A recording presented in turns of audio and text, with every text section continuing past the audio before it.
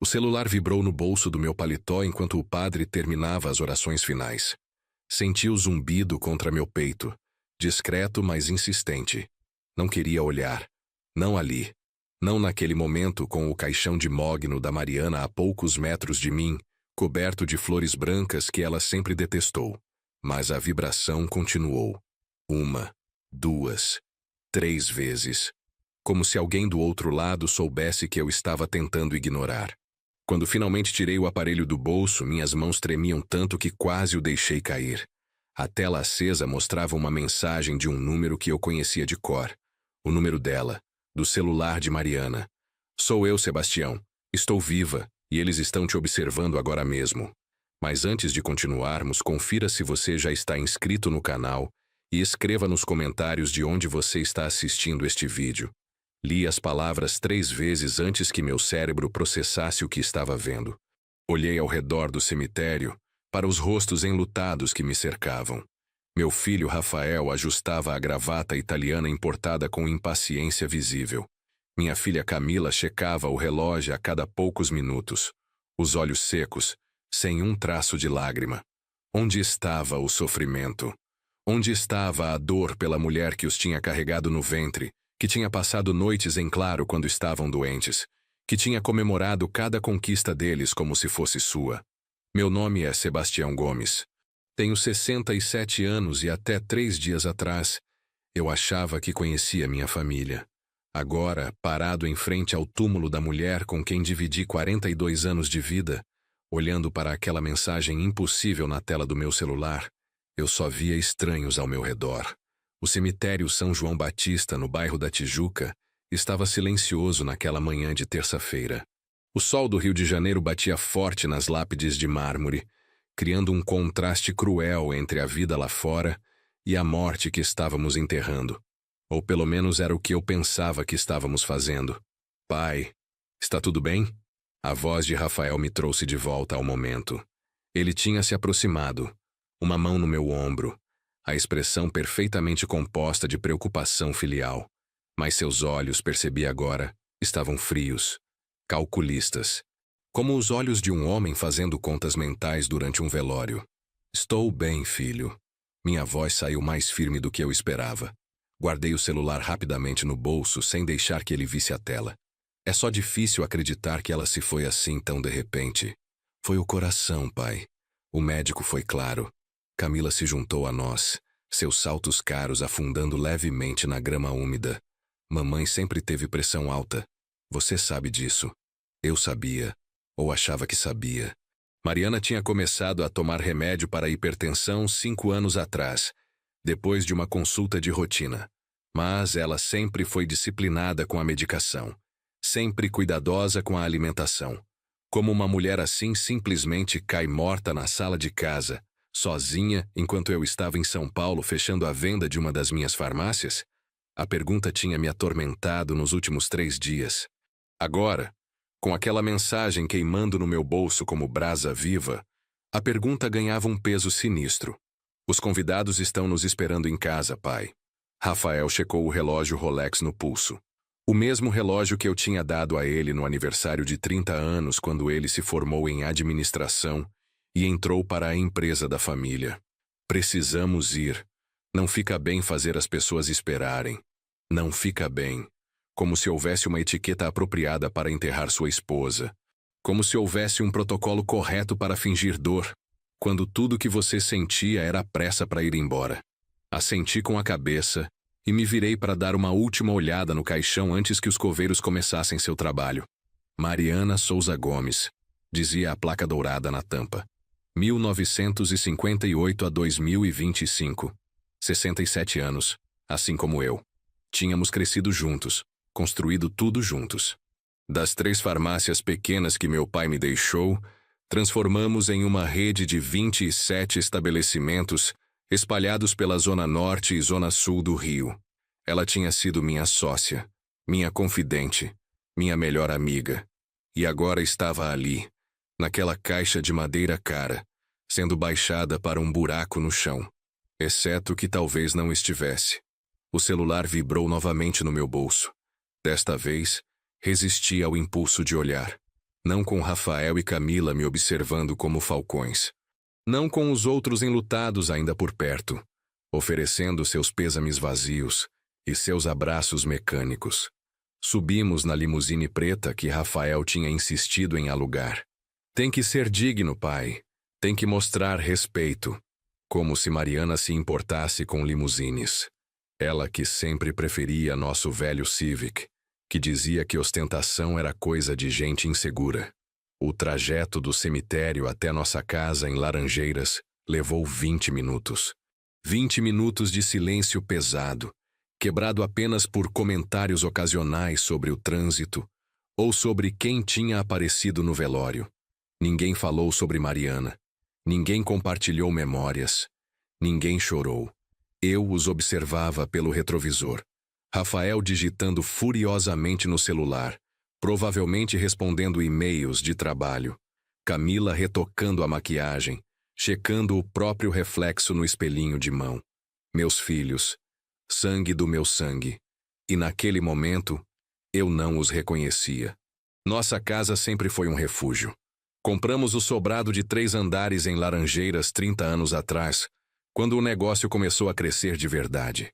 Mariana tinha decorado cada cômodo com cuidado, misturando peças antigas que herdamos de nossas famílias com móveis novos que ela escolhia em leilões e antiquários. O resultado era uma casa que parecia viva, que contava histórias, que tinha alma.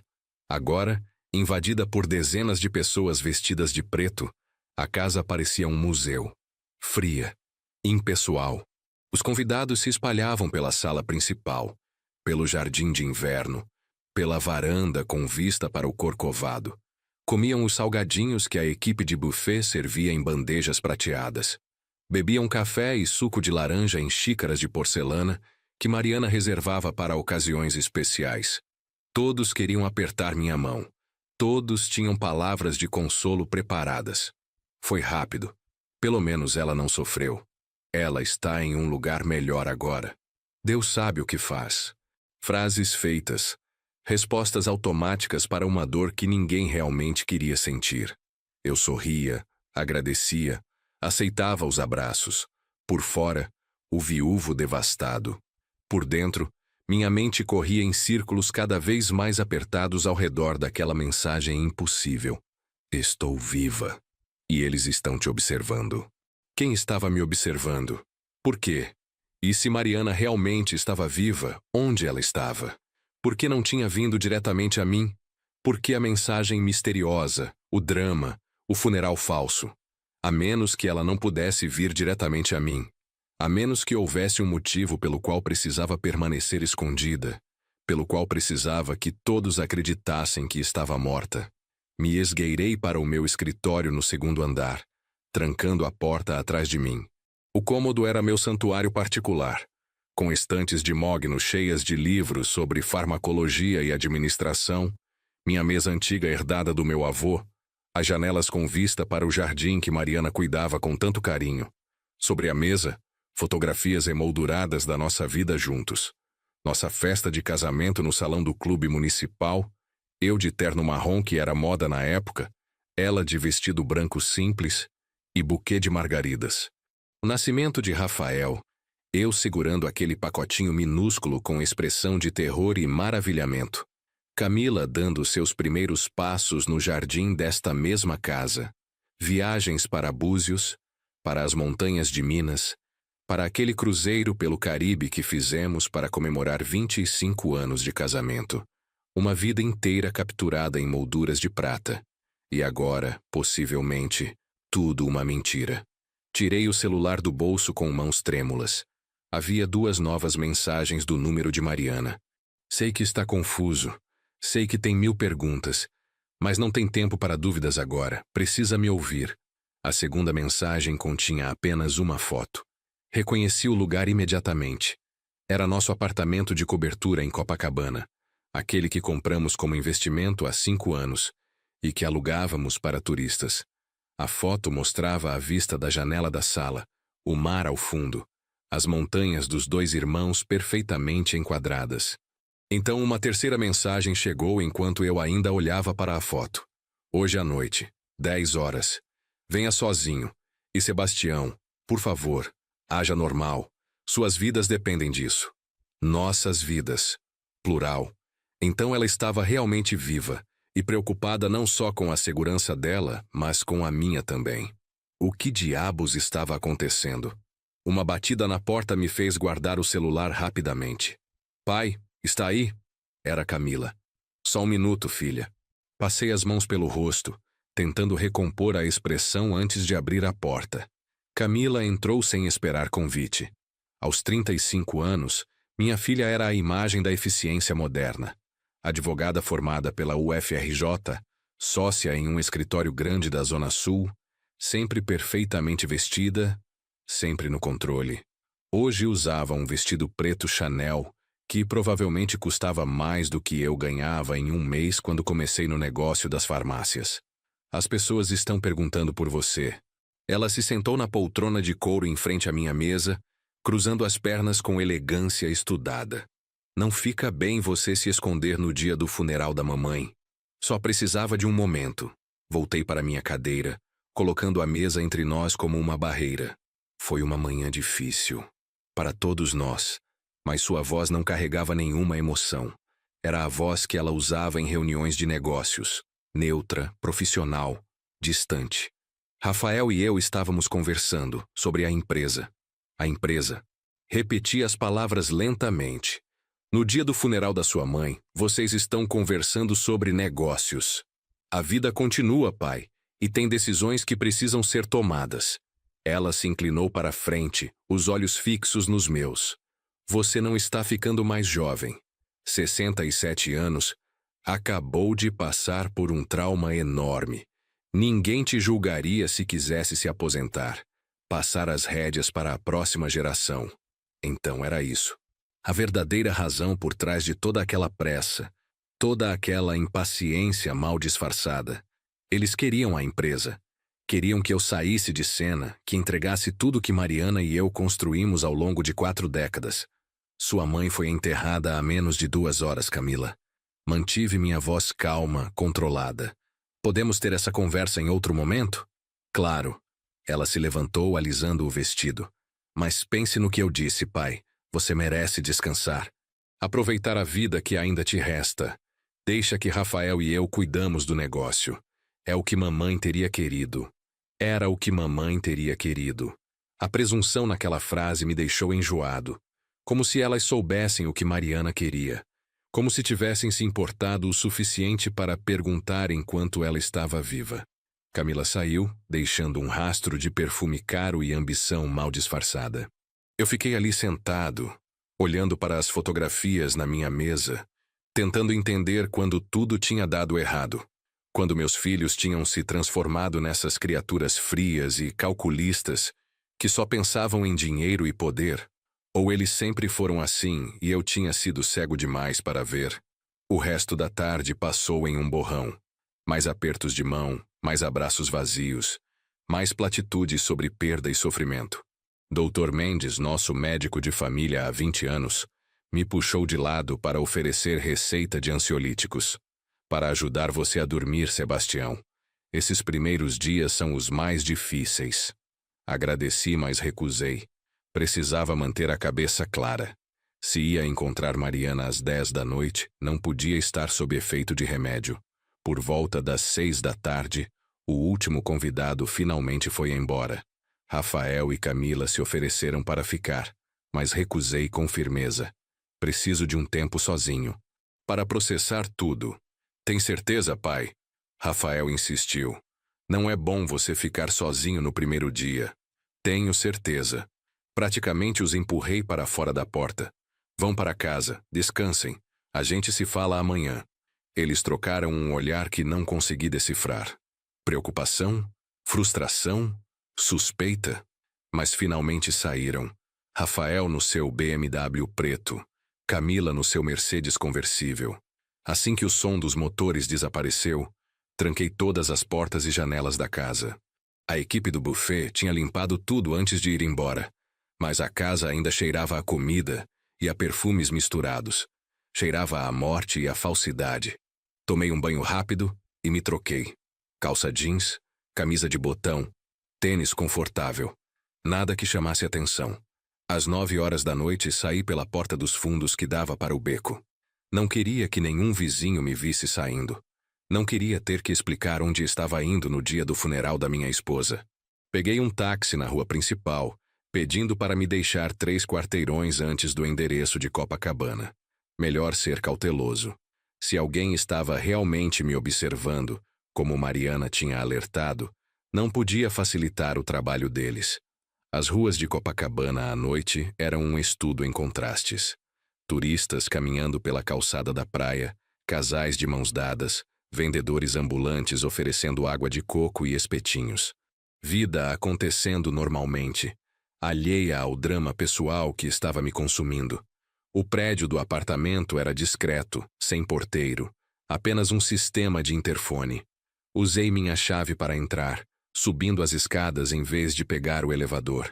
Meu coração batia tão forte que eu podia ouvi-lo nos ouvidos, abafando todos os outros sons. No 12º andar, parei em frente à porta do apartamento. A unidade 1203. Nossa unidade. Comprada com o dinheiro que economizamos durante anos, pensando no futuro, em ter uma renda extra na aposentadoria.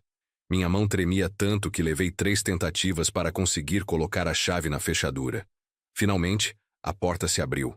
O apartamento estava às escuras, apenas a luz da lua entrando pelas janelas amplas. Dei um passo para dentro, meus olhos se ajustando lentamente à penumbra. Sebastião. A voz veio da varanda. Suave, familiar, impossível. Me virei e lá estava ela. Mariana, minha esposa. A mulher que eu tinha visto ser baixada em um caixão apenas 12 horas atrás. Viva, real, iluminada pela luz prateada da lua cheia sobre o mar. Minhas pernas falharam. Tive que me apoiar no batente da porta para não cair. Mariana, como... o que? Ela deu um passo à frente e a luz revelou seu rosto completamente. Era ela. Os mesmos olhos castanhos que me olhavam desde os meus 25 anos. O mesmo cabelo escuro, agora com fios grisalhos que ela nunca quis tingir. As mesmas linhas de expressão ao redor da boca, marcas de décadas sorrindo e vivendo.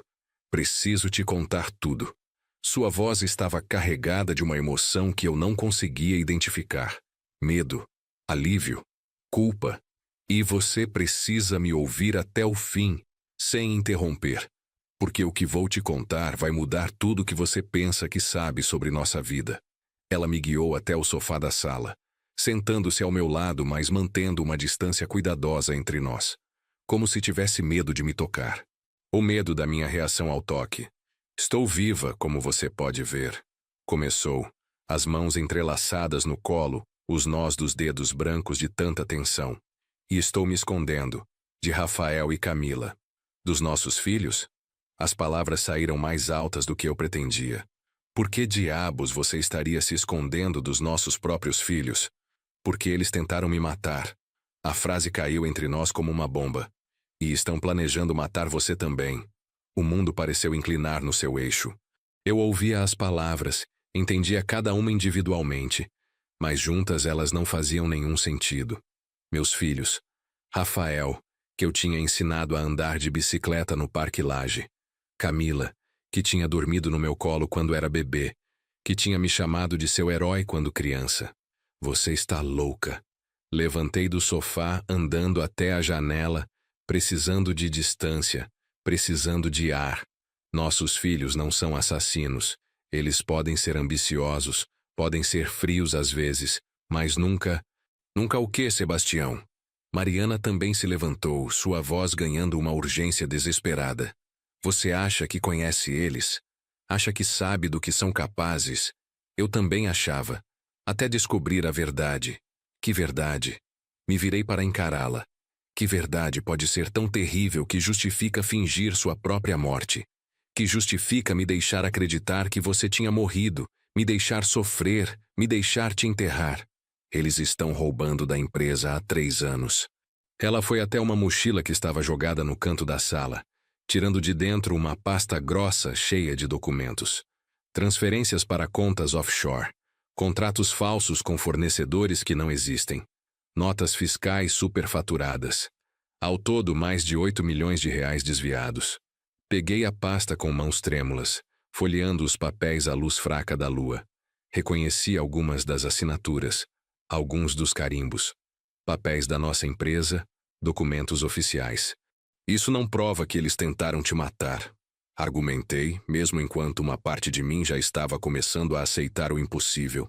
No máximo, prova que são ladrões. Podemos ir à polícia, podemos... Há mais. Mariana me interrompeu. Você mudou seu testamento ano passado, lembra? Lembrava. Depois de uma palestra sobre responsabilidade social que assisti em uma conferência de empresários, decidi deixar 60% da empresa para instituições de caridade. Rafael e Camila receberiam 20% cada, o suficiente para viverem confortavelmente, mas não o suficiente para continuarem o estilo de vida extravagante que levavam. Eles descobriram sobre o testamento e não gostaram nada. Mariana puxou mais documentos da pasta. Encontrei essas conversas impressas do WhatsApp deles. Hackeei os celulares quando comecei a suspeitar. Li as mensagens com crescente horror. Rafael e Camila discutindo como resolver o problema do velho. Camila sugerindo que um acidente seria mais convincente. Rafael respondendo que 2 acidentes tão próximos chamariam atenção, que precisavam ser mais espertos. Eles decidiram me matar primeiro. A voz de Mariana estava controlada agora, como se estivesse narrando uma história que aconteceu com outra pessoa. Fazer parecer um ataque cardíaco. Depois, quando você estivesse devastado, vulnerável, fariam parecer que você se suicidou de desgosto. Minha garganta estava tão apertada que mal conseguia respirar. Como você descobriu? Como soube que iam tentar? Encontrei a substância. Ela foi até a cozinha voltando com um frasco pequeno. Estava escondido no armário do banheiro do Rafael. Cloreto de potássio. Em doses altas causa parada cardíaca. E é quase impossível de detectar em uma autópsia, especialmente se a vítima já tem histórico de problemas cardíacos. O frasco ficou pesado na minha mão. Meus filhos tinham comprado veneno. Tinham planejado assassinar a própria mãe com veneno. Quando encontrei isso, soube que precisava agir rápido. Mariana se sentou novamente. A adrenalina que a sustentava claramente começando a falhar. Não podia ir à polícia. Não tinha provas suficientes. Apenas suspeitas e um frasco de produto químico. Eles diriam que eu estava paranoica, que estava inventando coisas. E se eles desconfiassem que eu sabia, poderiam acelerar os planos. Então você fingiu sua própria morte. A enormidade do que ela tinha feito estava começando a fazer sentido. Horrível, perturbado, mas fazendo sentido. Como? Quem está naquele caixão? Ninguém. Ela esfregou o rosto com as mãos, parecendo repentinamente exausta. O caixão está vazio, Sebastião. Ou melhor, tem peso suficiente para parecer que tem um corpo, mas é só areia em sacos plásticos. Um caixão vazio. Repeti as palavras tentando processar. E o atestado de óbito? O médico que declarou você morta? A funerária? Dinheiro. A resposta foi simples e amarga. Paguei ao Dr. Silva, aquele clínico que atende no posto de saúde perto da nossa casa. Ele tem dívidas de jogo. Estava desesperado. 50 mil reais por um atestado de óbito falso. A funerária foi mais complicada, mas achei um dono que tinha seus próprios esquemas correndo. Por 100 mil, ele preparou tudo. Caixão lacrado, funeral rápido, enterro sem velório. 100 mil reais. Ela tinha usado nosso dinheiro, nossas economias para comprar sua própria morte falsa. E tinha feito tudo sozinha, sem confiar em mim, sem me avisar. Por que não me contou? A pergunta saiu com mais dor do que eu pretendia. Por que me deixou acreditar que você estava morta? Você tem ideia do que eu passei? Do inferno que foram esses 3 dias? Porque precisava que sua reação fosse real. Lágrimas começaram a rolar pelo rosto dela. Se você soubesse que era mentira, Rafael e Camila perceberiam. Eles te conhecem, Sebastião. Conhecem cada expressão sua, cada maneirismo, qualquer falsidade, e eles desconfiariam. Então você me usou. A raiva estava começando a substituir o choque. Me usou como isca, como parte da sua encenação. Usei. Ela não negou. E me odeio por isso. Mas era a única maneira de te manter seguro. Se eles achassem que eu estava morta, que o plano deles tinha funcionado, baixariam a guarda. E eu teria tempo para reunir provas reais. Provas que a polícia não pudesse ignorar. Fiquei em silêncio, tentando organizar o caos de emoções dentro de mim. Alívio porque Mariana estava viva. Raiva porque ela tinha me enganado. Horror porque nossos filhos eram realmente capazes do que ela estava descrevendo. E medo, um medo gelado e constante, porque se ela estava certa, eu era o próximo alvo. Que provas você tem? Perguntei finalmente. Além das mensagens e do frasco de veneno, tenho gravações. Ela pegou o celular mexendo na tela. Instalei aplicativos de espionagem nos telefones deles. Toda ligação, toda mensagem está sendo gravada e enviada para uma nuvem privada. E tem mais. Ela me mostrou uma série de fotos. Rafael encontrando um homem em um estacionamento escuro. Camila entregando um envelope grosso para alguém em um café. Transações que claramente não queriam ser vistas. Eles estão envolvidos com gente perigosa, Sebastião. Agiotas, pessoas ligadas ao jogo ilegal. As dívidas deles são muito piores do que o dinheiro que roubaram da empresa. Por isso estão tão desesperados. A cada revelação, a imagem que eu tinha dos meus filhos se despedaçava um pouco mais. Tinha sido tão cego, tão focado no negócio em construir nosso império, que não tinha visto os monstros que estavam crescendo sob meu próprio teto. O que fazemos agora? Me sentei pesadamente no sofá novamente. Se você está certa, se eles realmente planejam me matar, não posso simplesmente voltar para casa e agir como se nada tivesse acontecido. Mas é exatamente isso que você precisa fazer. Mariana se ajoelhou na minha frente, segurando minhas mãos. Precisa voltar, precisa fingir que está devastado, vulnerável. Deixa eles pensarem que estão no controle. Enquanto isso, eu continuo coletando provas. Mais alguns dias, talvez uma semana, e teremos material suficiente para ir às autoridades. E se eles tentarem me matar antes disso? Não vão, ainda não. Ela apertou minhas mãos. Seria muito óbvio. Pai morre dias depois da mãe. Todo mundo desconfiaria. Eles vão esperar pelo menos um mês, talvez 2. Tempo suficiente para que sua morte pareça resultado natural do luto. Você está me pedindo para viver na mesma casa, trabalhar com as mesmas pessoas que planejam me assassinar. Por semanas. Estou. Ela não desviou o olhar. Sei que é pedir demais. Sei que é injusto. Mas é a única maneira, Sebastião. A única maneira de garantir que eles paguem pelo que fizeram, pelo que planejam fazer. Me levantei, andando até a janela novamente. Lá embaixo, a vida em Copacabana continuava. Pessoas rindo, vivendo, completamente alheias ao pesadelo que estava se desenrolando naquele apartamento. A outra opção, disse sem me virar. Podemos sumir, pegar nosso dinheiro e desaparecer. Começar de novo em outro lugar, longe do Rio, longe deles. E deixá-los ficarem com tudo? A voz dela ficou dura. Com a empresa que construímos, com nosso nome, nossa reputação. Não, Sebastião. Não depois de tudo que passamos para chegar até aqui. Ela tinha razão. Correr seria desistir. Seria deixar Rafael e Camila vencerem. Mas a alternativa era me colocar deliberadamente em perigo. Confiar que Mariana sabia o que estava fazendo, que sua avaliação do timing estava correta.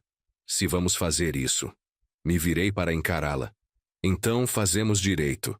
Você me passa todas as provas que tem. Me ensina como acessar as gravações. Não posso ficar dependendo só de você. Se algo der errado, se eles descobrirem que você está viva, preciso estar preparado. Passamos as próximas 2 horas repassando todo o material que Mariana tinha coletado. Ela me mostrou como acessar a nuvem onde ficavam as gravações, como verificar as localizações dos celulares de Rafael e Camila em tempo real, como identificar os padrões nas transações financeiras suspeitas. Este aqui é o Márcio Tavares. Ela apontou para a foto de um homem de uns 40 anos, careca, com tatuagens visíveis no pescoço. Agiota da Zona Norte. Rafael deve a ele quase 2 milhões. Camila está envolvida com ele também, mas de forma diferente. Diferente como? Eles estão tendo um caso. Mariana mostrou uma série de fotos comprometedoras. Já dura 6 meses. O marido dela não sabe de nada. Henrique, o marido de Camila, era cirurgião plástico. Um homem bom, dedicado, que claramente amava minha filha. A ideia dela traindo ele com um criminoso me deixou ainda mais enjoado.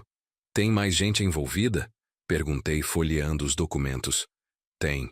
Mariana puxou uma lista de nomes. O contador da empresa, Mário Bezerra. A gerente da farmácia da Tijuca, Patrícia Lemos. E há indícios de que alguém da Receita Federal está recebendo propina para ignorar irregularidades. Quanto mais eu via, mais a extensão da conspiração se revelava. Não eram apenas 2 filhos ingratos querendo herança antecipada. Era uma rede complexa de corrupção, desvios e crimes que tinham se infiltrado em todos os níveis da nossa empresa. Como deixei isso acontecer? Murmurei, mais para mim mesmo do que para Mariana. Você confiou. Ela colocou a mão no meu ombro. Confiou nos seus filhos, nos seus funcionários. Não é culpa sua que eles traíram essa confiança, mas é minha responsabilidade consertar. Fechei o laptop, sentindo o peso da tarefa pela frente. Se vamos fazer isso, precisamos ser inteligentes. Precisamos de um plano além de só coletar provas. Estou ouvindo. Primeiro, você precisa de um lugar melhor para se esconder. Este apartamento está no nosso nome. Se Rafael ou Camila resolverem verificar nossas propriedades, vão descobrir que alguém esteve aqui. Já pensei nisso. Mariana pegou uma chave de um chaveiro diferente. Aluguei um quarto em uma pensão em Santa Teresa. Pagamento em dinheiro, sem documentos. Só vim para cá hoje porque sabia que você não iria me procurar em outro lugar. Esperta. Não pude evitar um sorriso amargo. Sempre foi mais esperta que eu. Não é questão de inteligência, Sebastião. É questão de medo. Quando você está lutando pela sua vida, fica criativo. Checamos o relógio. Já passava das 11h30 da noite. Precisava voltar para casa antes que alguém notasse minha ausência. Uma última coisa. Segurei a mão dela antes de sair. Como vamos nos comunicar? Não posso ficar enviando mensagens para o seu celular. Rafael ou Camila podem estar monitorando meu telefone também. Uso chips pré-pagos. Troco a cada 2 dias. Ela anotou um número em um papel. Me manda mensagem amanhã de manhã deste número. Só para confirmar que está tudo bem. Mas não escreva nada comprometedor. Apenas diga que está pensando em mim. Como faria normalmente. A viagem de volta para Laranjeiras foi tensa. Cada farol de carro atrás de mim parecia suspeito. Cada motocicleta que passava poderia estar me seguindo. A paranoia de Mariana estava se tornando minha. Entrei em casa pela porta dos fundos novamente, trancando tudo atrás de mim. A casa estava silenciosa, assustadoramente silenciosa. Os mesmos cômodos onde tinha criado meus filhos, onde tinha celebrado aniversários e natais, onde tinha construído uma vida, agora pareciam hostis. Cada sombra poderia esconder uma ameaça. Subi para o quarto que tinha dividido com Mariana por tantos anos. A cama estava impecavelmente arrumada, como sempre. As roupas dela ainda no armário, o perfume dela ainda na penteadeira. Tudo exatamente como ela tinha deixado antes de executar seu plano de desaparecer. Deitei do meu lado da cama, ainda vestido, incapaz de relaxar o suficiente para me trocar. O teto do quarto tinha uma mancha de umidade no canto direito que prometíamos consertar há meses. Ficamos ali olhando para ela, lembrando de todas as noites que Mariana e eu tínhamos ficado acordados fazendo planos, sonhando com o futuro, imaginando como seria quando nos aposentássemos.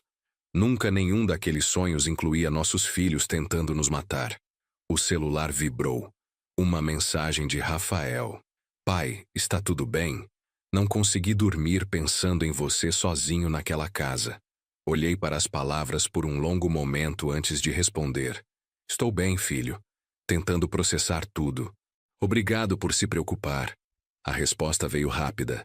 Não precisa agradecer. Somos família. Sempre vou estar aqui para você. Te amo, pai. Te amo, pai. As palavras que devia trazer conforto agora soavam como ameaça velada. Será que ele realmente me amava? Ou era tudo mentira, tudo manipulação, tudo parte de um jogo cruel onde eu era apenas um obstáculo entre ele e o dinheiro que desejava? Não dormi naquela noite. Fiquei ali deitado, ouvindo os sons da casa, cada rangido da madeira, cada murmúrio do vento, imaginando passos que não existiam, planejando minha própria sobrevivência. Quando o sol finalmente começou a raiar, me levantei e tomei um banho longo. Precisava parecer devastado, mas funcional. Um viúvo em luto, mas ainda capaz de cuidar de si mesmo. Não podia levantar suspeitas, sendo dramático demais, nem parecer excessivamente bem. Às 7 da manhã, estava na cozinha preparando café quando a campainha tocou. Através do olho mágico, vi Camila na porta, segurando uma sacola do padaria. Pai, trouxe pão fresco e frutas. Ela disse quando abri, entrando sem esperar convite. Pensei que você não ia querer cozinhar hoje. É gentileza sua, filha. Peguei a sacola, sentindo o cheiro de pão francês ainda quente. Mas não precisava se incomodar. Não é incômodo. Ela me seguiu até a cozinha, sentando-se à mesa como costumava fazer quando era criança. Quero ter certeza que você está se alimentando. Não pode se deixar definhar. Preparei o café e coloquei o pão em uma cesta, juntando manteiga e geleia. Movimentos automáticos, rotina de décadas. Mas agora cada ação tinha um peso adicional. Será que ela tinha colocado algo na comida? O veneno que tinham planejado usar em Mariana? Você está diferente, pai. Camila me observava com atenção. Além do óbvio, quero dizer, há algo mais. Meu coração acelerou, mas mantive a expressão neutra. Perdi minha esposa há 2 dias, Camila. Como esperava que eu estivesse? Não é isso. Ela inclinou a cabeça, estudando meu rosto. É como se você estivesse distante, guardando algo. Essa era minha filha. Sempre observadora, sempre atenta aos detalhes. Uma qualidade que a tornava boa advogada e uma ameaça perigosa agora. Se estou guardando algo, é apenas a dor. Sentei-me à mesa, forçando-me a morder o pão mesmo sem apetite. 42 anos ao lado de alguém. Não é fácil aceitar que acabou. Entendo. Mas seu tom sugeria que não acreditava completamente. Rafael e eu estávamos conversando. Achamos que você não devia ficar sozinho por enquanto. Talvez eu possa me mudar para cá por algumas semanas. Henrique não vai se importar. Henrique, o marido traído que não fazia ideia da verdadeira natureza da esposa. Não precisa, filha. Vou ficar bem. A última coisa que precisava era Camila morando aqui, observando cada movimento, cada ligação, cada momento de ausência. Insisto. Ela pegou um morango da fruteira, mordendo delicadamente. Além disso, assim posso ajudar com as questões práticas. Tem muita coisa para resolver. O inventário, as contas da mamãe, a reorganização da empresa. Lá estava de novo. A empresa. Sempre voltavam para ela como abutres circulando uma carcaça. Podemos esperar algumas semanas antes de pensar em negócios? Tentei manter a voz firme, mas não hostil. Sua mãe nem está fria ainda. Claro, pai. Ela terminou o morango, limpando os dedos delicadamente no guardanapo. Mas quando estiver pronto para conversar, Rafael e eu temos algumas propostas. Ideias para modernizar as operações, expandir para novas áreas. Mamãe teria gostado de ver a empresa crescendo em vez de estagnar. A presunção de falar pela mãe que tinham tentado assassinar me deixou nauseado. Mas forcei um sorriso. Vou pensar sobre isso, quando estiver pronto. Camila ficou mais 1 hora, tagarelando sobre trivialidades, fazendo perguntas sutis sobre meus planos, minha rotina, meu estado emocional. Cada palavra era uma sonda, testando minha reação, procurando fraquezas. Quando finalmente saiu, prometi ligar se precisasse de qualquer coisa. Tranquei a porta atrás dela e encostei nela, exausto pela performance. Manter a farsa estava sendo mais difícil do que imaginava. O celular vibrou. Uma mensagem de um número desconhecido. Como foi a visita matinal? M. Mariana estava me observando. De alguma forma sabia que Camila tinha estado aqui. Será que tinha instalado câmeras na casa? Ou estava apenas supondo baseado nos padrões de comportamento de nossa filha? Respondi como ela tinha instruído. Pensando em você a cada minuto. A casa está tão vazia sem você. Tecnicamente verdade, embora o contexto fosse completamente diferente do que qualquer pessoa lendo presumiria. Os dias seguintes estabeleceram um padrão. Rafael ou Camila apareciam toda manhã, alternando turnos como guardas disfarçados de filhos preocupados. Traziam comida, ofereciam companhia, faziam perguntas disfarçadas de preocupação. E eu atuava. O viúvo devastado, mas resiliente. Triste, mas funcional. Vulnerável, mas não quebrado. Nas noites, quando tinha certeza que estava sozinho, acessava os arquivos que Mariana tinha me passado. Ouvia gravações de Rafael combinando pagamentos com o agiota. Lia mensagens de Camila para seu amante, discutindo quanto tempo precisariam esperar antes de resolver o problema do velho. Cada evidência era uma facada. Não pela surpresa, porque Mariana já tinha me preparado, mas pela confirmação. Pela realidade inescapável de que meus filhos eram realmente capazes de planejarem meu assassinato com a mesma frieza que planejavam uma reunião de negócios. Uma semana depois do funeral, recebi uma ligação de Dr. Mendes.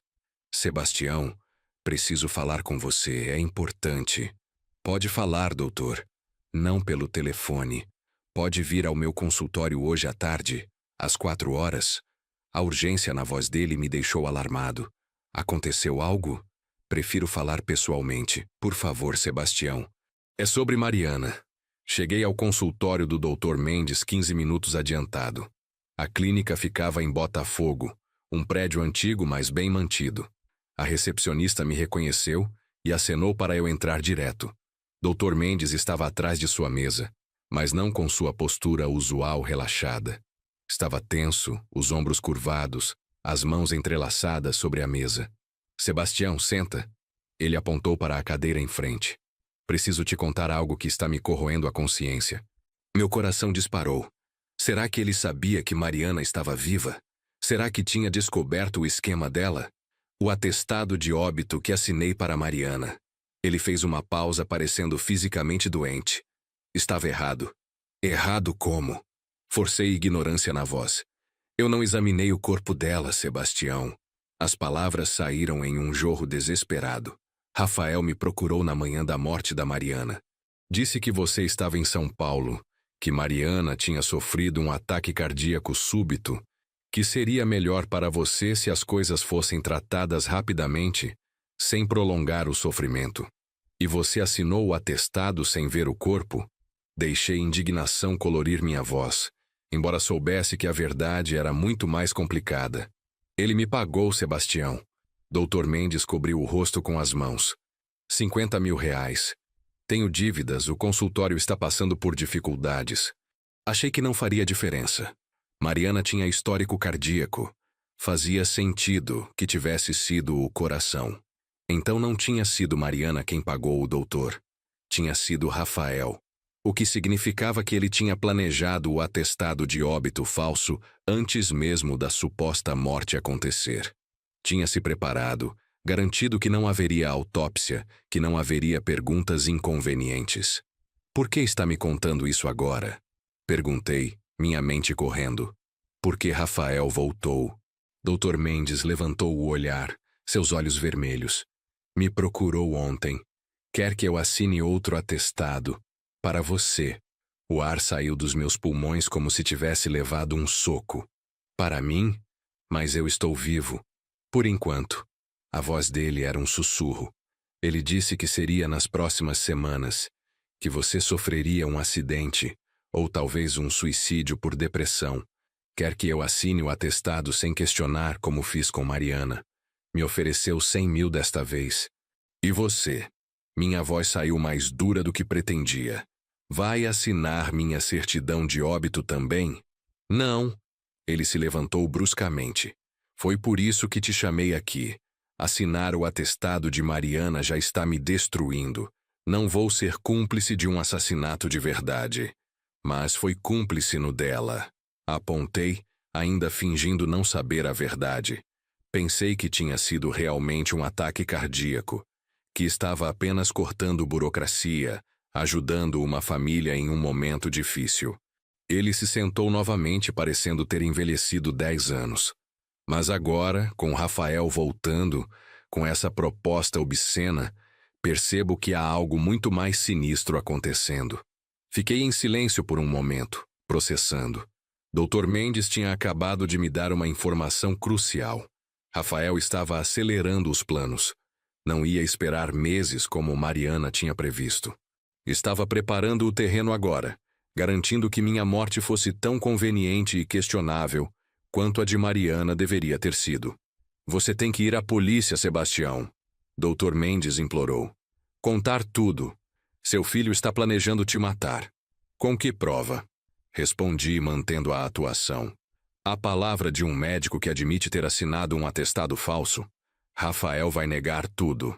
Vai dizer que você está inventando histórias para se proteger de suas próprias irregularidades. Então o que fazemos? Ele parecia perdido, desesperado. Você vai aceitar o dinheiro dele. As palavras me surpreenderam tanto quanto a ele. Vai dizer que sim, que vai assinar o atestado quando chegar a hora, e vai me manter informado de cada movimento dele. Quer que eu seja um espião. Quero que você ajude a salvar minha vida. Inclinei-me para a frente. E a redimir a sua. Se conseguirmos provas sólidas contra Rafael, contra todos os envolvidos, você terá uma chance de sair dessa com alguma dignidade. Dr. Mendes ficou calado por um longo momento, o conflito visível em seu rosto. Finalmente, assentiu. O que precisa que eu faça? Passei a próxima hora instruindo-o. Como gravar as conversas com Rafael sem ser óbvio. Onde guardar o dinheiro como evidência. Como agir naturalmente para não levantar suspeitas. Quando saí do consultório, liguei imediatamente para o número de Mariana. Ela atendeu no segundo toque. Precisamos nos encontrar. Agora, disse sem preâmbulo. Rafael está acelerando os planos. Pode ser uma questão de dias, não semanas. O apartamento em Copacabana, 1 hora. Ela desligou. Cheguei antes dela, usando o tempo para verificar se não tinha sido seguido. A paranoia estava se tornando segunda natureza. Cada carro estacionado era suspeito. Cada pessoa na rua uma ameaça potencial. Mariana apareceu 40 minutos depois, usando óculos escuros e um lenço na cabeça. O disfarce era básico, mas efetivo. Em uma cidade como o Rio, ninguém prestava atenção em uma mulher de meia idade vestida discretamente. O Dr. Mendes me procurou. Contei assim que entramos no apartamento. Rafael o abordou. Quer um atestado de óbito antecipado. Para mim. O rosto dela empalideceu. Quanto tempo? Ele não especificou. Mas está preparando o terreno agora. Não vai esperar meses. Então precisamos agir mais rápido também. Ela foi até o laptop abrindo arquivos. Tenho gravações suficientes de Rafael e Camila discutindo os desvios financeiros. Tenho a documentação das transações ilegais. O que falta é a conexão direta com a tentativa de assassinato. Temos o veneno que você encontrou. Temos o depoimento do Dr. Mendes sobre ser subornado para assinar atestados falsos. Não é suficiente. Mariana balançou a cabeça. Um frasco de produto químico que eu alego ter encontrado. A palavra de um médico corrupto? Qualquer advogado decente destruiria esse caso em minutos. Precisamos de uma confissão. Deles admitindo os planos, de preferência gravado. Como conseguimos isso? Você vai confrontá-los. Ela disse simplesmente. Vai dizer que sabe dos desvios financeiros. Vai ameaçar ir à polícia. Eles vão tentar te convencer a não fazer isso. E nessa conversa, se pressionados o suficiente, vão revelar mais do que pretendem. E se em vez de conversarem tentarem me matar ali mesmo? Não vão. Não na sua casa, não sem preparação. Ela parecia confiante, mas via dúvida em seus olhos. Mas por precaução vou estar lá também, escondida com reforços. Que reforços? Contratei um investigador particular, ex-policial civil, aposentado há 2 anos. Ele tem 2 parceiros de confiança. Vão estar espalhados pela casa, escondidos. Se as coisas saírem do controle, intervirão. A ideia de estranhos invadindo nossa casa, escondidos nos cômodos onde criamos nossa família, era perturbadora. Mas a alternativa era pior. Quando? Perguntei. Hoje à noite.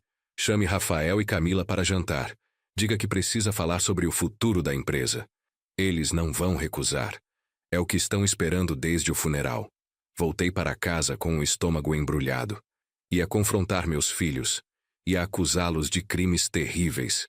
E havia uma chance real de que as coisas terminassem violentamente. Fiz as ligações. Primeiro para Rafael. Filho, preciso que você e Camila venham jantar hoje, 7 horas. Preciso falar sobre a empresa. Claro, pai, estaremos aí. A satisfação em sua voz era palpável. Achava que tinha vencido, que eu estava finalmente pronto para entregar tudo. Camila foi igualmente receptiva. É sobre hora, pai. Vou avisar Henrique que não janto em casa. Às 5 da tarde, Mariana chegou com 3 homens. O investigador se chamava Júlio Santos, um homem negro de uns 50 anos. Corpo ainda atlético apesar da idade. Seus parceiros eram Paulo e Roberto, ambos na casa dos 40, discretos, mas claramente competentes. Vamos nos posicionar antes deles chegarem, Júlio explicou enquanto estudava o layout da casa. Paulo fica no armário da despensa, tem ângulo direto para a sala de jantar. Roberto no escritório do 2º andar, caso tentem te levar para lá. Eu fico no jardim de inverno atrás das cortinas. E eu? Mariana perguntou. Você fica aqui no apartamento. Júlio foi firme. Se eles te virem, todo o plano vai por água abaixo. Mas... Ele está certo, interrompi. Você já arriscou demais. Deixa eu fazer minha parte agora. Mariana segurou minha mão, seus olhos brilhando com lágrimas não derramadas. Toma cuidado. Não quero te perder de verdade. Não vai. Beijei sua testa. Não depois de tudo que passamos para chegar aqui. Às 6h30, a casa estava preparada. Os 3 homens nos seus postos. Invisíveis, mas vigilantes.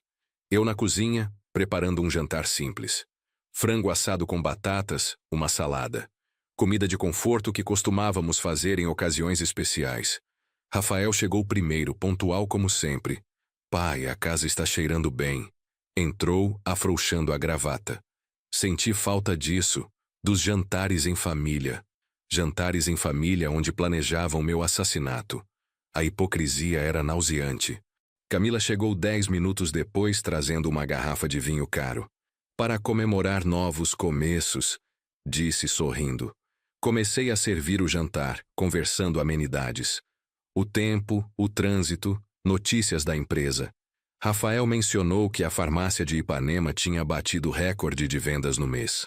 Camila comentou sobre um novo contrato de fornecedor que ela tinha conseguido negociar.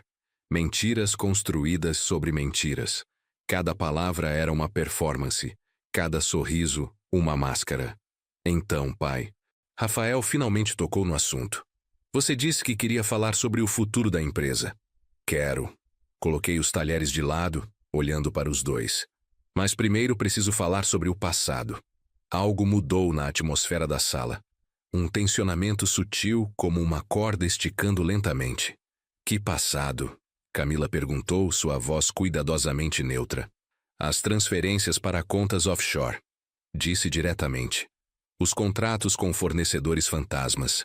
Os 8 milhões de reais que desapareceram da empresa nos últimos 3 anos. O silêncio que seguiu foi absoluto. Rafael e Camila trocaram um olhar rápido, comunicação silenciosa entre co-conspiradores. Do que está falando, pai? Rafael tentou parecer confuso. Que transferências? Não me subestime. Mantive minha voz firme. Encontrei os documentos. Rastreei as contas. Sei exatamente o que vocês fizeram. Você está sob estresse. Camila se inclinou para a frente, sua voz tomando o tom condescendente que usava com clientes difíceis. O luto te deixou confuso. Essas acusações não fazem sentido. Fazem todo sentido. Me levantei, indo até o aparador onde tinha deixado uma pasta. Está tudo aqui. Cada transação, cada documento falsificado, cada centavo roubado. Joguei a pasta na mesa. Papéis se espalharam entre os pratos de comida pela metade. Rafael os examinou rapidamente. seu rosto perdendo a cor. De onde tirou isso? Sua mãe encontrou. A mentira saiu facilmente. Antes de morrer, estava investigando vocês há meses. Mamãe? Camila pegou um dos documentos, suas mãos tremendo ligeiramente. Ela sabia? Sabia de tudo, e estava juntando provas para ir à polícia. Voltei a sentar, forçando-me a parecer calmo mesmo com o coração batendo descompassado. Mas então ela morreu. Que conveniente. Está insinuando o quê, exatamente? Rafael se levantou também, sua postura ficando defensiva. Que tivemos algo a ver com a morte da mamãe. Estou dizendo que é uma coincidência interessante. Ela descobre que estão roubando, e de repente tem um ataque cardíaco fatal. Ela tinha problemas de coração. Camila também estava de pé agora. O médico confirmou. O médico que Rafael suborna. Deixei as palavras caírem entre nós como bombas. 50 mil reais para assinar um atestado sem examinar o corpo. Mais 100 mil para fazer o mesmo comigo quando chegar minha hora. A máscara de Rafael finalmente caiu. A preocupação filial, a tristeza pela mãe, tudo desapareceu, substituído por algo frio e calculista. O Mendes te contou. Não era uma pergunta. Aquele idiota covarde. Então é verdade. Mesmo esperando a confirmação ainda doeu. Estão realmente planejando me matar. Planejar é uma palavra forte. Camila tentou recuperar algum controle da situação. Estamos apenas preparando contingências. Contingências? Uma risada amarga escapou. É assim que chamam assassinato premeditado agora? Você nos forçou a isso. Rafael bateu a mão na mesa, fazendo os pratos pularem. Mudou seu testamento. Ia dar nossa herança para estranhos, para instituições de caridade. Depois de tudo que fizemos, todo o trabalho que colocamos na empresa. Que trabalho? Minha voz subiu. Roubar, desviar fundos, arruinar tudo que sua mãe e eu construímos. Construíram com mentalidade antiga. Camila interveio. A empresa poderia ser 3 vezes maior se não fossem tão conservadores. Se não tivessem medo de correr riscos. Riscos como se envolver com agiotas? Como lavar dinheiro? Atirei as acusações. Sei sobre Márcio Tavares também. Sei das dívidas do caso que você está tendo com ele, Camila. Sei de tudo. O rosto dela ficou branco. Você não pode provar nada. Posso. Tirei o celular do bolso. Tenho gravações. De vocês dois discutindo os planos. De encontros com Márcio. De tudo. Rafael deu a volta na mesa tão rápido que mal tive tempo de me levantar. Ele arrancou o celular da minha mão, jogando-o no chão e esmagando com o salto da bota. Não tem nada. Ele cuspiu as palavras. E mesmo que tivesse, morre com você. Rafael! Camila tentou puxá-lo. Não aqui, não assim. Por que não? Ele se virou para ela, os olhos selvagens. Ele sabe de tudo, tem provas. Não podemos deixá-lo ir à polícia. Porque será óbvio. Ela sibilou. Pai morre violentamente dias depois de supostamente descobrir que roubamos dele. Vão investigar. Vão procurar motivo. Vão nos conectar a tudo. Então o que sugere? Rafael estava claramente perdendo o controle. A pressão, as mentiras, tudo estava desmoronando. Precisamos pensar. Camila forçou sua voz a ficar calma. Há maneiras de fazer isso parecer natural, acidental. Eles estavam realmente tendo essa conversa, na minha frente, discutindo abertamente a melhor forma de me assassinar como se estivessem planejando uma viagem de férias. Não há nada natural nisso, disse, minha voz tremendo de raiva e medo. Vocês são meus filhos. Eu e Mariana demos tudo por vocês. Trabalhamos anos para construir essa empresa, para dar a vocês um futuro melhor. E é assim que retribuem? Futuro melhor? Rafael riu, um som áspero e desagradável. Que futuro, pai? Um onde trabalhamos como escravos enquanto você decide doar nosso dinheiro para desconhecidos. Um onde nunca somos bons o suficiente, onde sempre somos comparados aos seus padrões impossíveis. Nunca pedi perfeição. Pedi honestidade, integridade. Pediu subserviência. Camila cuspiu. Sempre foi assim. Sua maneira ou maneira nenhuma. Suas regras, sua moral antiquada. Enquanto o mundo mudava, você ficava preso no passado. E isso justifica roubo? Assassinato? Olhei para os dois procurando algum traço dos filhos que tinha criado. Quando vocês se tornaram isso? Sempre fomos assim, Rafael disse friamente. Você só não queria ver. Estava ocupado demais construindo seu império moral, sua reputação de empresário honesto. Enquanto isso, oportunidades passavam. Dinheiro que poderia ser nosso, ia para outros. Então é só sobre dinheiro. A decepção era tão profunda que quase física. Tudo se resume a isso. Dinheiro é poder. Camila se sentou novamente, recompondo-se. É liberdade. É a diferença entre controlar sua vida e ser controlado. Algo que você nunca entendeu. Entendi perfeitamente. Voltei a me sentar também, fingindo uma calma que não sentia. Por isso trabalhei tanto. Por isso construí algo sólido, legítimo. Para que vocês não precisassem se sujar como eu vi tantos outros fazerem. Que nobre. O sarcasmo de Rafael era cortante. O santo Sebastião Gomes. Nunca aceitou propina, nunca sonegou impostos, nunca cortou um caminho. E onde isso te levou? A uma casa grande e uma empresa média, quando poderia ter um império. Tenho algo mais valioso que um império. Olhei diretamente para ele. Ou tinha. Tinha uma família, tinha amor, tinha a consciência limpa quando colocava a cabeça no travesseiro à noite. A consciência limpa não paga as contas do Tavares. Rafael se aproximou novamente, mais controlado desta vez. Não cobre as perdas dos investimentos que fizemos. Não mantém o padrão de vida que merecemos. Investimentos feitos com dinheiro roubado da empresa. Dívidas contraídas pela ganância. Sacudi a cabeça. E agora querem me matar para cobrir os rastros. Não queríamos chegar a isso, Camila disse. E por um momento parecia genuinamente arrependida. Se não tivesse mudado o testamento, se não tivesse decidido dar tudo para a caridade, poderíamos ter esperado. Você morreria eventualmente de causas naturais e ficaríamos com nossa herança. Mas mudei, porque vi para onde o dinheiro estava levando vocês. A verdade era amarga na língua. Vi como ficavam mais gananciosos, mais impacientes.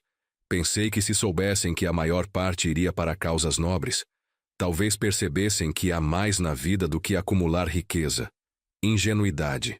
Rafael voltou a se sentar, mas no lugar de Camila, mais perto de mim. Sempre foi seu problema, pai. Acha que pode mudar as pessoas com bons exemplos e lições de moral. Mas as pessoas são o que são. Ganância, ambição, isso não muda. É parte de quem somos.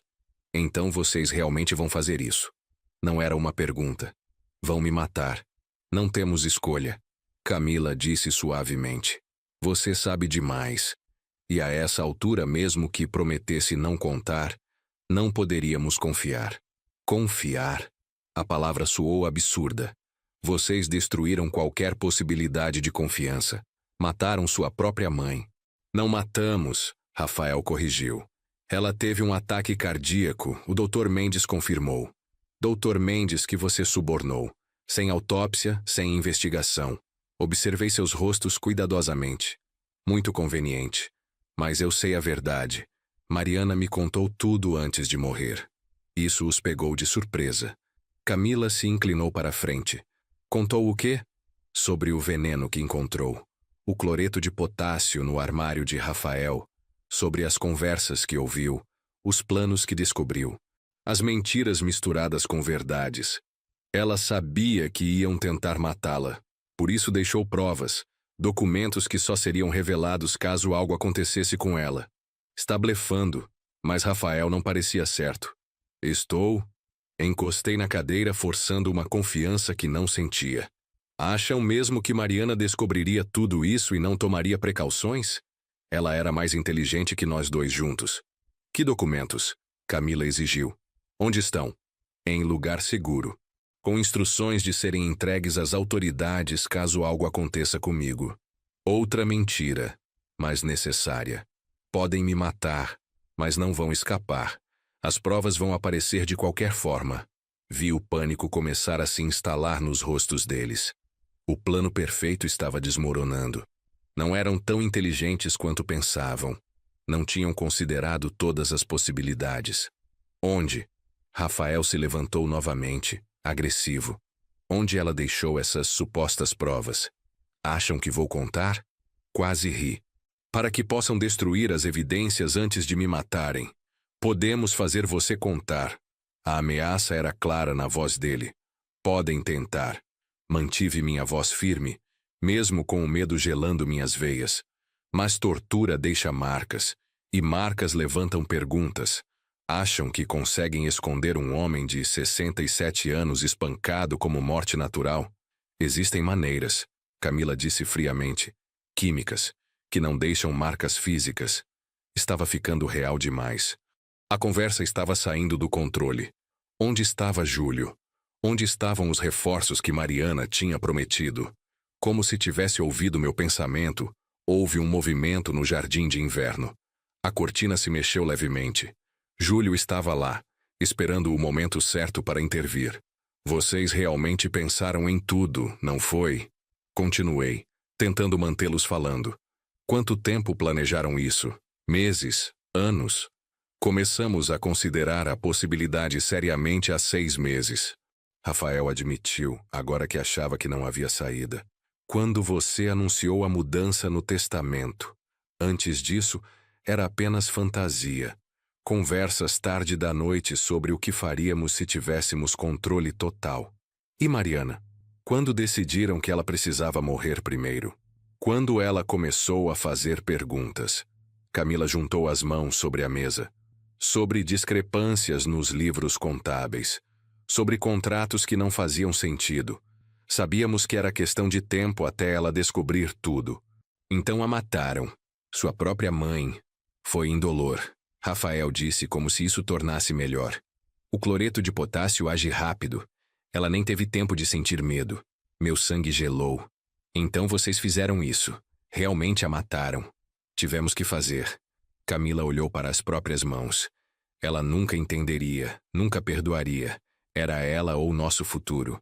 E escolheram o futuro de vocês. A náusea estava subindo na minha garganta. Mataram a mulher que deu à luz a vocês, que cuidou de vocês quando estavam doentes, que sacrificou seus próprios sonhos para que pudessem ter os de vocês. Ela fez o que qualquer mãe faria. Rafael disse sem emoção.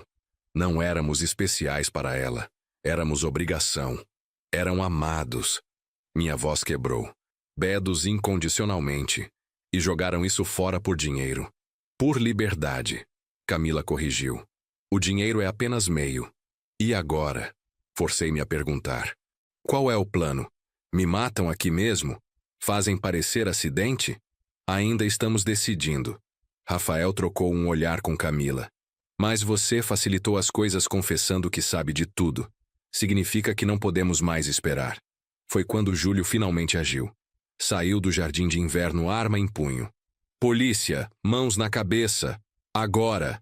Paulo emergiu da despensa também armado. Roberto desceu correndo do segundo andar. Em segundos, Rafael e Camila estavam cercados. Que diabos! Rafael começou, mas Júlio o interrompeu. Sebastião Gomes nos contratou 3 dias atrás para investigar vocês.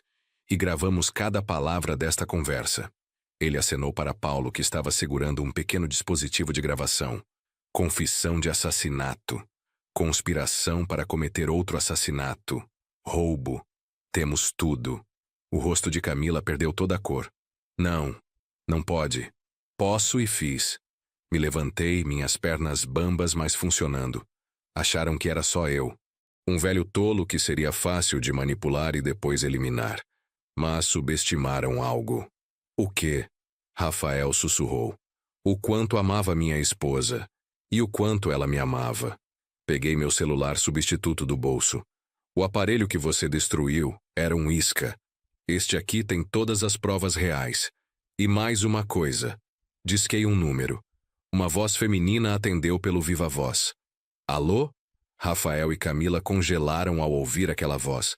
Impossível. Inconfundível. Mariana? Camila sussurrou. Mas você está... morta? Mariana completou através do telefone. Isso é o que queriam, não é? Mas descobri seus planos antes que pudessem executá-los. Descobri tudo. Como? Rafael parecia prestes a desmaiar. O corpo, o funeral, não era eu. A voz dela estava firme agora, sem medo. Era apenas um caixão com peso. Precisava que acreditassem que o plano tinha funcionado, que tinham me matado, porque enquanto pensavam isso, baixavam a guarda, ficavam descuidados. Vocês nos enganaram. A realização estava aparecendo no rosto de Camila. Tudo isso foi uma armadilha. Prefiro chamar de justiça, respondi. Vocês planejaram assassinar seus próprios pais, roubaram da empresa familiar, arruinaram tudo que construímos. Mereciam muito pior do que isso. Sebastião Gomes, Mariana Gomes. Uma nova voz entrou pela porta da frente. Delegado Henrique Barros, da Polícia Civil. Podemos entrar? Tinha esquecido esse detalhe. Júlio tinha contatos na polícia. Oficiais honestos que concordaram em esperar do lado de fora até termos a confissão completa gravada. Por favor. Fiz um gesto de boas-vindas. Tenho 2 criminosos aqui para vocês prenderem. Os próximos minutos foram um borrão. Rafael e Camila sendo algemados. Seus direitos sendo lidos, protestos caindo em ouvidos surdos. O delegado Barros ouviu a gravação, seu rosto ficando mais severo a cada palavra. Isso é evidência suficiente para manter vocês presos por um bom tempo. Ele disse quando a gravação terminou. E tenho certeza que quando começarmos a investigar as finanças adequadamente, encontraremos muito mais. Quero falar com meu advogado. Camila finalmente encontrou sua voz profissional. Não vou dizer mais nada sem representação legal. Seu direito. O delegado assentiu. Mas a gravação fala por si mesma. Confissão de assassinato de Mariana Gomes. Conspiração para assassinar Sebastião Gomes. Mais do que suficiente para começar. Mas a mãe deles está viva. Um dos oficiais apontou. Como pode ser assassinato se não há vítima? Tentativa de assassinato, então. O delegado corrigiu. E conspiração bem-sucedida. O fato da vítima ter sobrevivido por sua própria inteligência não diminui o crime. Eles acreditavam que tinham matado a mãe. Confessaram isso na gravação. Rafael finalmente falou, sua voz venenosa. Nunca vão conseguir fazer isso grudar. Temos os melhores advogados do Rio. Vamos destruir esse caso. Podem tentar. Júlio interveio. Mas temos muito mais do que esta gravação. Temos documentos financeiros provando o roubo. Temos o depoimento do Dr. Mendes sobre ser subornado. Temos gravações de suas conversas com Márcio Tavares. Construímos um caso sólido. Márcio. Camila palideceu novamente. Vocês falaram com ele? Ainda não. Júlio sorriu sem humor. Mas obrigado por confirmar essa conexão também. Eles foram levados em viaturas separadas. Rafael ainda protestando, ameaçando processos. Camila em silêncio. Sua máscara de advogada competente finalmente completamente despedaçada. Quando o último carro de polícia saiu, me sentei pesadamente no sofá da sala. A adrenalina que me sustentava durante a confrontação estava se esvaindo, deixando apenas exaustão. Júlio se sentou ao meu lado. Foi corajoso. Perigoso, mas corajoso. Estava apavorado o tempo todo, admiti. Achei que iam me atacar antes que você pudesse intervir. Estávamos prontos. Ele garantiu.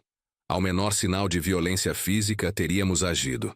Mas precisávamos da confissão verbal. É mais forte do que qualquer evidência circunstancial. E agora? Agora eles enfrentam a justiça. Com a gravação, com todos os documentos, com o depoimento do Dr. Mendes, estamos falando de décadas de prisão. Ele fez uma pausa. Sua esposa foi brilhante. O plano dela funcionou perfeitamente. Liguei para Mariana novamente. Desta vez, ela atendeu com o vídeo ligado. Podia ver o alívio em seu rosto. Acabou? Ela perguntou. Acabou. Confirmei. Eles confessaram tudo. Estão a caminho da delegacia agora. Ela fechou os olhos, lágrimas escorrendo por suas bochechas. Graças a Deus. Eu estava tão preocupada, assistindo pela câmera do seu celular, vendo tudo acontecer, sem poder fazer nada se as coisas dessem errado. Você estava assistindo? Cada segundo. Ela abriu os olhos novamente. Júlio configurou o celular para transmitir vídeo direto para mim. Precisava ver que você estava seguro. Pode voltar para casa agora, disse suavemente. Pode parar de se esconder. Ainda não. Ela balançou a cabeça. Precisa haver um processo. Precisa haver julgamento. E para isso, preciso oficialmente voltar dos mortos. O que significa explicar o caixão vazio, o atestado falso, tudo. Vamos enfrentar consequências também? Não tinha pensado nisso. Por fingir sua morte? Provavelmente. Júlio interveio. Mas com as circunstâncias atenuantes, com o fato de terem descoberto um plano real de assassinato, duvido que seja mais do que uma multa. Talvez algum serviço comunitário. Vale a pena, Mariana disse com firmeza. Se significa que Rafael e Camila pagam pelo que fizeram, vale qualquer preço. Concordei. Nossos filhos tinham se tornado monstros. E por mais doloroso que fosse, precisavam enfrentar as consequências. Os dias seguintes foram caóticos. A notícia de que Mariana estava viva se espalhou rapidamente. Jornalistas acamparam em frente à nossa casa. A história era sensacionalista demais para ignorar. Mãe finge morte para expor filhos assassinos. Gritavam as manchetes. Demos uma entrevista coletiva, explicando tudo. Mariana voltou publicamente dos mortos, enfrentando uma tempestade de flashes fotográficos e perguntas gritadas. Por que não foi direto à polícia? Um repórter perguntou. Porque não tinha provas suficientes. Mariana respondeu calmamente. Tinha suspeitas, indícios, mas nada concreto. Sabia que se os acusasse sem evidências sólidas, eles usariam seus recursos e conexões para se proteger. Precisava de confissões. E para consegui-las, precisava que acreditassem que o plano deles tinha funcionado. E o senhor? Outro repórter se virou para mim. Como se sente sabendo que seus próprios filhos planejavam matá-lo? Como me sentia? Devastado. Traído. Mas também, estranhamente, em paz. Sinto que falhei como pai, respondi honestamente. Em algum lugar do caminho ensinei valores errados. Ou não ensinei os certos com força suficiente. Criei pessoas que valorizam dinheiro acima de família, ganância acima de amor. Não é culpa sua. Mariana pegou minha mão. Algumas pessoas nascem com algo quebrado dentro delas, ou se quebram ao longo do caminho. Fizemos o melhor que pudemos. Eles escolheram outro caminho.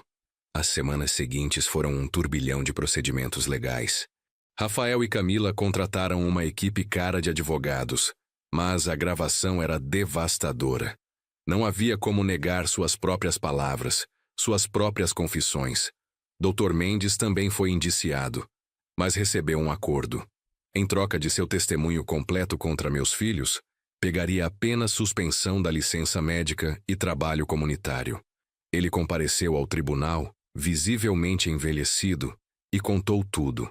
Como Rafael o procurou, quanto ofereceu, o que esperava em troca. Ele me disse que seria fácil. Dr. Mendes depois, sua voz quebrando. Que o pai estava velho, frágil, que seria questão de tempo de qualquer forma. Me convenci de que não estava realmente fazendo nada tão terrível, mas estava, e vou carregar essa culpa pelo resto da vida. O julgamento durou 3 meses. Cada dia no tribunal era uma tortura. Ver meus filhos sentados no banco dos réus, algemados, vestindo uniformes laranja da prisão. Ouvi-los tentarem se defender, culparem a mim e Mariana, alegarem que tinham sido forçados pelas circunstâncias. Meu pai era um tirano, Rafael declarou em seu depoimento. Controlava tudo. Nunca nos deixou realmente participar das decisões da empresa. Éramos apenas peças de xadrez no império dele. Mentiras, mas ditas com tanta convicção que por momentos quase acreditava. Camila foi mais calculada em sua defesa. Amávamos nossos pais. Nunca teríamos realmente feito nada. As conversas que gravaram eram apenas desabafos, fantasias. Pessoas falam coisas terríveis quando estão frustradas. Não significa que fariam, mas a gravação do jantar destruiu essa defesa. Não eram apenas palavras ditas no calor do momento. Eram planos detalhados, admissões claras.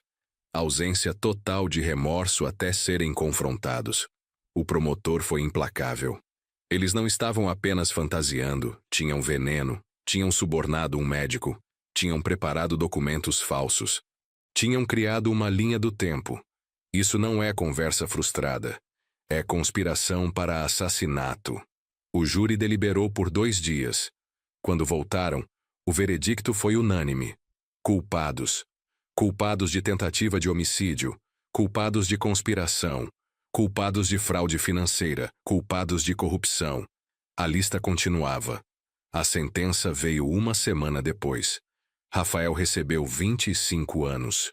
Camila, 22, com a pena ligeiramente reduzida por cooperação parcial com as investigações sobre Márcio Tavares e a rede de agiotagem.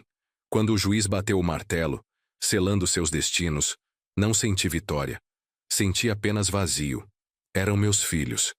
E agora passariam as melhores décadas de suas vidas atrás das grades. Saímos do tribunal em silêncio. Mariana segurou minha mão durante todo o caminho para casa.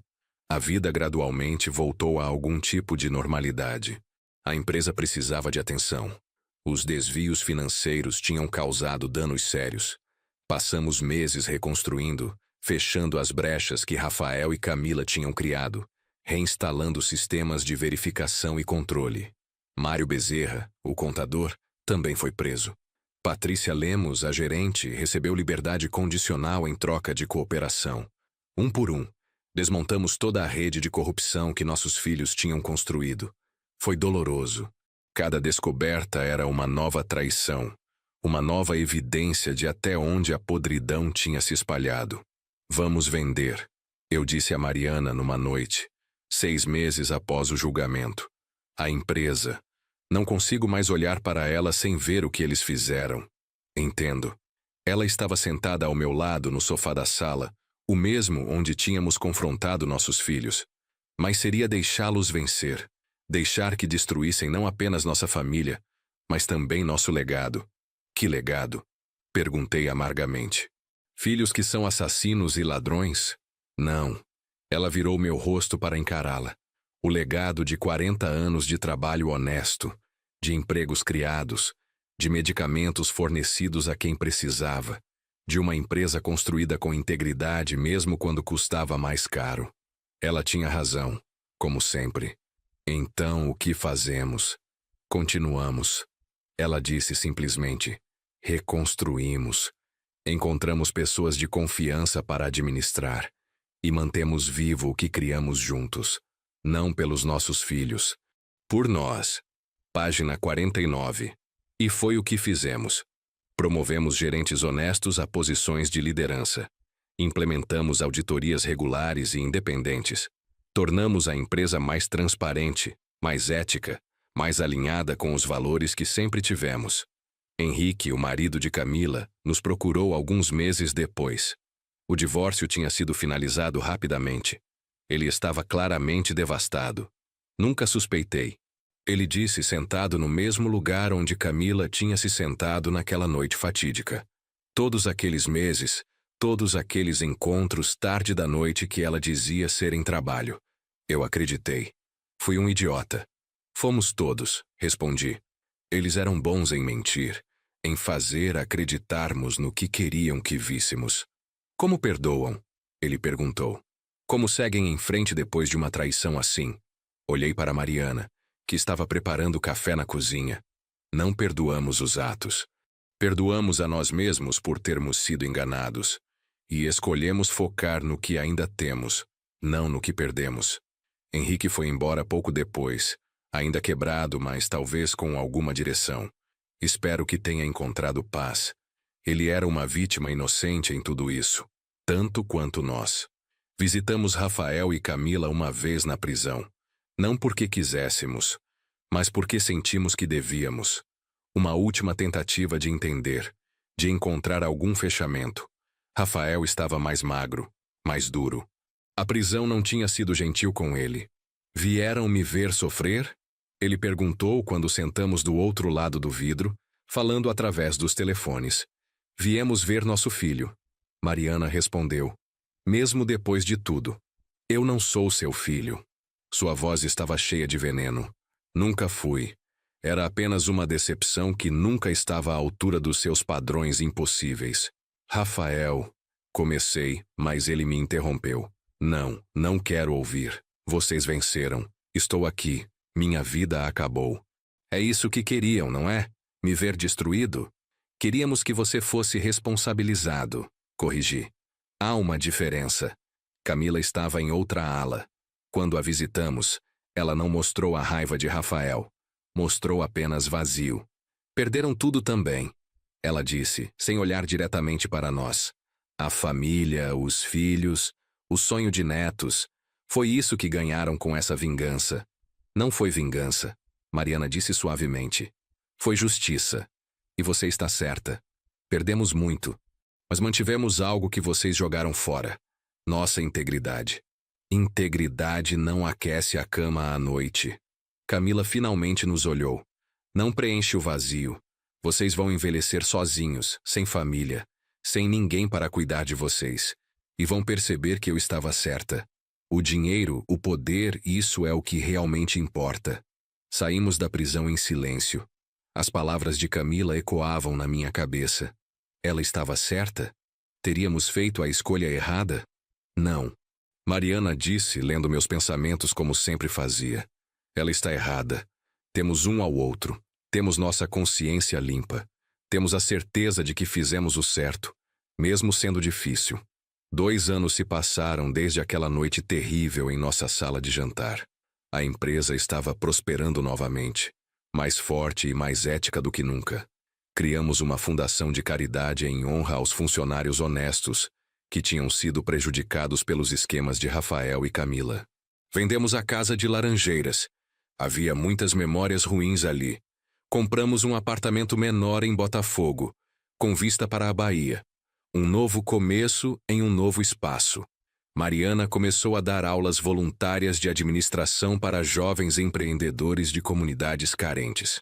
Eu me juntei a ela, ensinando sobre ética nos negócios, sobre como construir algo duradouro sem comprometer seus valores. Acha que faz diferença?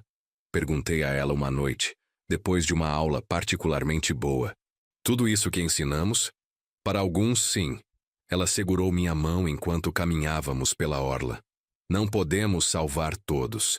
Não pudemos nem salvar nossos próprios filhos. Mas se plantarmos boas sementes em alguns, se mostrarmos que é possível ter sucesso sem ser corrupto, então vale a pena. Eu concordava. Tínhamos aprendido uma lição dolorosa sobre limites. Não podíamos controlar as escolhas dos outros, nem mesmo as dos nossos filhos. Mas podíamos controlar as nossas. E escolher continuar fazendo o certo, mesmo quando custava tudo. Um dia, recebemos uma carta. Era de Rafael. A primeira comunicação dele em mais de 1 ano. A carta era curta. Sem pedidos de desculpas, sem súplicas por perdão. Apenas algumas linhas reconhecendo que tinha feito escolhas ruins, que tinha culpado os outros por suas próprias falhas. Não era redenção, mas era um começo. Um pequeno reconhecimento de responsabilidade. Mariana chorou quando leu. Não apaga o que ele fez. Ela disse enxugando as lágrimas. Mas mostra que talvez, só talvez, ainda haja algo humano lá dentro. Vamos responder? Perguntei. Sim, mas não com falsas esperanças. Com honestidade. Ela pegou papel e caneta. Vamos dizer que reconhecemos o pequeno passo que ele deu. Que ainda o amamos, apesar de tudo. Mas que amor não significa aceitar o inaceitável. Significa ter limites e mantê-los. Escrevemos a carta juntos. Cada palavra cuidadosamente escolhida. Enviamos e não esperamos resposta. Não era sobre reconexão. Era sobre não deixar a amargura nos consumir completamente. Camila nunca escreveu. Através de Henrique, soubemos que ela estava usando seu tempo na prisão para estudar direito penitenciário. Planejava sair e trabalhar defendendo prisioneiros. Ironia ou redenção genuína? Não sabíamos. Talvez ambos. A vida continuou. Celebramos nosso 45º aniversário de casamento com uma viagem para Minas Gerais, revisitando lugares de nossa juventude. Foi curativo. Lembramos de quem éramos antes do dinheiro, antes das complicações. Apenas dois jovens apaixonados sonhando com o futuro. Faria tudo de novo? Mariana me perguntou uma noite em Ouro Preto, sentados em uma praça colonial sob as estrelas. Sabendo como termina? Pensei cuidadosamente antes de responder. Não sei se mudaria os fatos. Casar com você, construir a empresa, ter filhos, mas mudaria como prestei atenção. Teria visto os sinais mais cedo. Teria sido mais presente, menos focado no trabalho. Ou talvez, ela encostou a cabeça no meu ombro. Teria sido exatamente o mesmo, porque somos quem somos. E Rafael e Camila eram quem eram. Às vezes não há resposta certa, apenas escolhas impossíveis e consequências inevitáveis. Voltamos ao Rio com uma sensação de fechamento que não tínhamos antes. Não era felicidade completa. A ferida da traição de nossos filhos nunca cicatrizaria totalmente. Mas era aceitação. Era paz com o que não podíamos mudar. A empresa continuou crescendo. Abrimos mais 5 farmácias, todas operando com os mais altos padrões éticos. Criamos um programa de treinamento em integridade para todos os funcionários. O nome Gomes voltou a significar honestidade no mercado do Rio. Um dia, 3 anos após o julgamento, recebemos uma ligação inesperada. Era da diretora da prisão onde Camila estava. Sua filha está no hospital. A voz era profissional, mas compassiva. Houve um incidente. Uma briga entre prisioneiras. Ela foi esfaqueada. O mundo parou. Corremos para o hospital. Camila estava na UTI, conectada a máquinas, o rosto pálido. Os médicos disseram que sobreviveria, mas tinha sido grave. Quando acordou e nos viu ali, seus olhos se encheram de lágrimas. Por que vieram? Porque, apesar de tudo, Mariana segurou sua mão. Você ainda é nossa filha. Algo quebrou nela naquele momento. Não foi redenção instantânea, mas foi o começo de algo. Lágrimas verdadeiras. Arrependimento real. Sinto muito. Ela sussurrou. Por tudo, fui um monstro. Foi. Eu disse sem mentir. Mas monstros às vezes podem voltar a ser humanos, se escolherem. Nos meses seguintes, visitamos regularmente. Conversas difíceis, honestas. Ela finalmente assumiu completa responsabilidade. Não culpou ninguém além de si mesma. Era doloroso, mas necessário. Rafael ainda estava preso na amargura. Talvez sempre estaria, mas aceitamos isso. Não podíamos salvar todos, nem devíamos tentar. 5 anos depois daquela noite no funeral, quando recebi a mensagem impossível, Mariana e eu estávamos sentados na varanda do nosso apartamento, observando o pôr do sol sobre a Baía de Guanabara. Valeu a pena? Perguntei, ecoando sua pergunta de anos atrás. A verdade sempre vale, ela respondeu. Mesmo quando dói. Especialmente quando dói. A empresa agora estava nas mãos de gerentes competentes e honestos. Nós supervisionávamos, mas de longe. Nosso tempo era gasto em coisas melhores. Ensinar, ajudar, viver. Camila seria elegível para a liberdade condicional em 10 anos. Talvez um dia pudéssemos reconstruir algo. Não a família que tínhamos, mas algo novo, algo honesto. Rafael ainda nos culpava. Talvez sempre culparia. E tínhamos aprendido a aceitar que nem todas as histórias têm finais felizes. Mas tínhamos um ao outro. Tínhamos nossa integridade intacta. Tínhamos a paz de saber que quando confrontados com escolhas impossíveis, escolhemos a verdade em vez do conforto da mentira. A mensagem daquele dia no funeral tinha mudado tudo. Sou eu, viva, e eles estão te observando. Mariana tinha arriscado tudo para me salvar, para nos salvar. E juntos tínhamos sobrevivido à maior traição que uma família poderia enfrentar. Não foi o final que sonhamos quando jovens, mas foi real, foi honesto, e no fim, era suficiente.